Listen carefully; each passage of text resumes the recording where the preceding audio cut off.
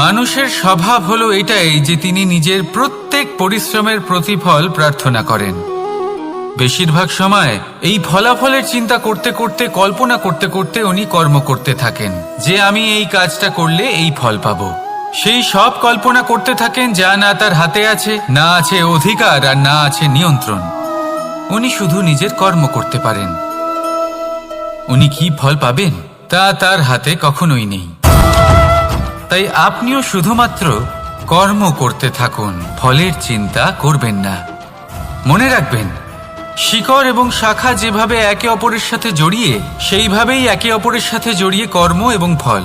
যেরকম কর্ম আপনি করবেন সেরকম ফল আপনি অবশ্যই পাবেন। তাই এই ফলের আশায় কর্মের সময় কখনোই নষ্ট করবেন না, কারণ যে ব্যক্তি সময় নষ্ট করেন, সময় সেই ব্যক্তিকে অবশ্যই নষ্ট করে দেয়। কর্ম করুন নিঃস্বার্থভাবে, ফলের চিন্তা করবেন না, আর আমার সাথে ভালোবেসে বলুন রাধা রাধা। কর্ম